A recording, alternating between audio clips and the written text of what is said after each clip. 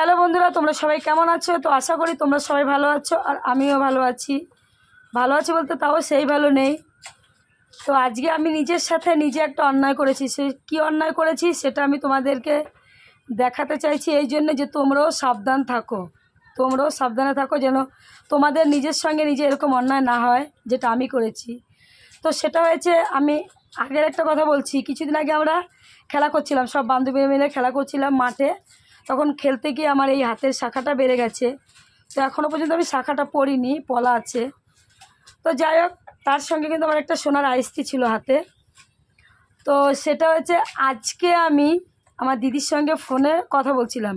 মানুষে তো বলতেই বলে যে গাঙে গাঙে দেখা হয়, কিন্তু বনে বনে দেখা হয় না। তো যাই হোক, দিদি এবার বোনের কথা তো আর শেষ নেই, সে তো বুঝতেই পারছো, অনেক গল্প, অনেক কথা থাকে।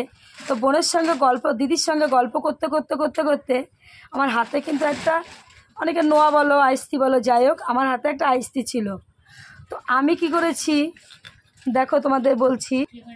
এই দেখো একটা সেফটি পিন, মানে কালকে আমি এক জায়গায় গেছিলাম, শাড়িতে পিন করেছিলাম, সেফটি পিনটা বাইরে ছিল।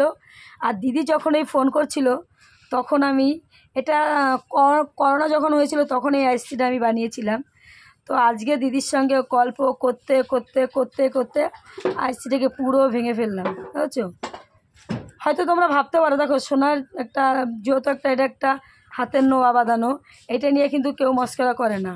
আর আমি ইচ্ছাকৃতভাবে এটা করিনি, এটা আমার কীভাবে কথা বলতে বলতে হয়ে গেছে।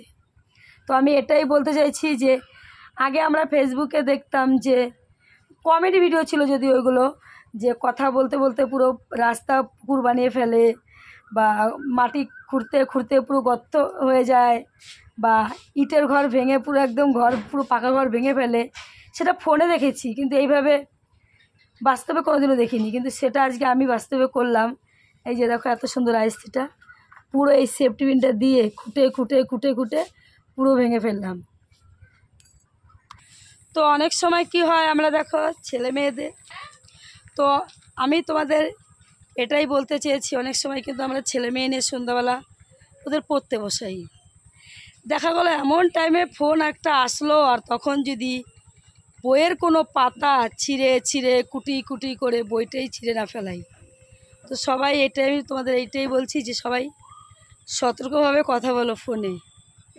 আমি যেটা আজকে করছি খুব অন্যায় করেছি, খুব নিজের সঙ্গে নিজে খুব অন্যায় করেছি।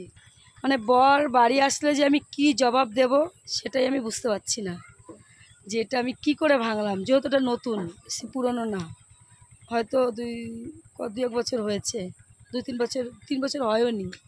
তাই আমি ভাবছি যে ও আসলে আমি কি বলবো।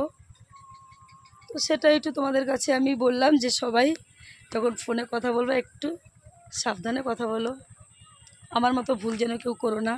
আমি আজকে একটা বিশাল ভুল করলাম, মনটা খুব খারাপ, দেখো বিশাল খারাপ লাগছে। এইটা যদি ধরো ফোনে এটা করতে করতে যদি কোনো ভিডিও হতো, তাহলে হয়তো তোমরা ভাবতা যে ভিডিওর জন্য এটা করেছে। না, আমি তো সেটা করিনি, আমার তো এটা আগে হয়ে গেছে। এবার এই জিনিস নষ্ট করে কিন্তু কেউ ভিডিও করে না, ঠিক আছে? তোমরা সবাই সতর্ক থাকো, সাবধানে কথা বলবা। রাস্তায় কথা বলতে বলতে যেন রাস্তার মধ্যে পুকুর না তৈরি হয়ে যায়। আর ছেলে মেয়ে যখন পড়তে বসাবা তখনও একটু সাবধান। ছেলে মেয়েকে পড়তে বসাতে সামনে পরীক্ষা, মেয়ে নিয়ে পড়তে বসেছি, আর যদি বইয়ের পেজটাই আস্তে আস্তে ছিঁড়ে ফেলি তাহলে তো হয়েই গেছে।